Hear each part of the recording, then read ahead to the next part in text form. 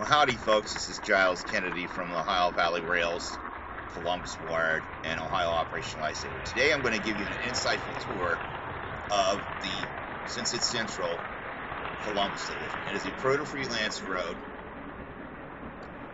and you can hear in the background the trains are running. The outside line's the Scioto Valley line. The inside line's the Legend Valley line. It is a 5x12 with a 2x6 extension, and is powered by an MRC. I'm trying to get this right because it's kind of complicated to read this out. A Tech 7 amp 780 DC dual throttle power pack. Now, I don't have enough DCC trains to justify going full-blown DCC. This is why I have a DCC dual mode action, so if somebody does have a dual mode converter onto the locomotive, they most certainly can come and run trains anytime.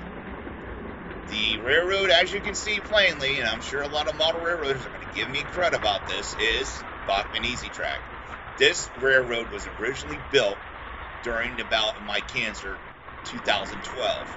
So that being said, I didn't have much time whatsoever to hand lay track and whatnot, and people who knew me kept giving me Bachman Easy Track. It is easy to work with, it is easy to maintain, it is easy to clean, and it's also easy to operate. I do have several sightings throughout that's giving you a sense of purpose and a sense of place throughout the layout. You'll see a lot of nods to Central Ohio throughout the layout. This point of spectrum is called Hardware Hill because it's next to Capital City, Hayton Hardware, and Maxtown Crossing. This is one of my favorite places to video trains or even just simply look at trains running by. The locomotive coming around right now is an IEC Mikado with a Athearn F7 behind it. That is the Cincy Central's Royal Buckeye. The eastbound train is known as the Royal Buckeye. The westbound train is known as the Royal Keystone, which essentially runs the route of the Pennsylvania if it did reach to Columbus. Now we're looking northbound / westbound via Hardware Hill. We're looking down into Clintonville and downtown Columbus. As you can see in the spectrum there is Nationwide Arena in downtown Columbus. I spent a lot of time down there. It was just something I really enjoyed and wanted to be part of the layout. Westerville is essentially will have a corner of the layout.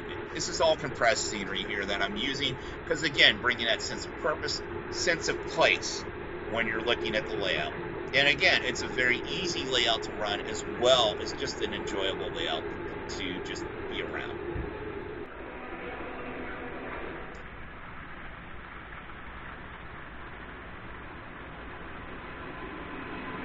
Once again, we're looking from another perspective. The Smith Brothers building is a great story to talk about.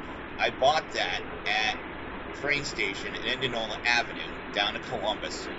And I said, hey, this would make a perfect stand-in for this Smith Brothers building, which is a prominent building near 4th and Summit. And of course, my young adult hometown, we cannot represent without Centerburg. Centerburg was a big part of my life for nearly 10, 15 years. And as you can see in the far right there, that station is actually modeled after the old Toledo and Ohio Central, New York Central station that still stands in Centerburg. I just wanted to give some representations of where I've lived and where I've worked and so on and so forth throughout the layout. And it gives some familiarity to people coming to the layout. Maxtown Crossing is kind of a hybrid between Sunbury and Westerville. Although there's no passenger or freight railroads running through those towns today, I wanted to give that sense of purpose to that. And you'll see a lot of nods throughout the layout for those previous railroads running. There's a lot of times I will run Norfolk and Western, Pennsylvania, New York Central, various other railroads that ran through Central Ohio and still run through Central Ohio, including my proto-freelance at Cincinnati Central. Once again, we're looking at Clintonville Station. This is going to be the future home for the Central Ohio Rail Heritage Center. I would love to model the Ohio Railway Museum, but with compressed scenery, it's going to be a tough at that. I've got a lot of post-war and antique HO equipment that doesn't run anymore. I would love to give some place for those static displays. And also, again, going to that whole sense of purpose and place.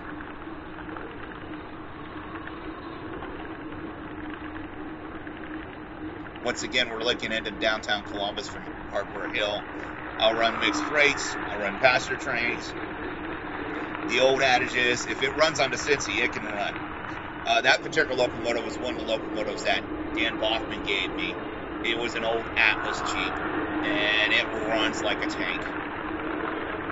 This particular locomotive is an Atlas Trainman GP30 coming around the bend there, leading that Cincy Central freight coming into Maxtown Crossing.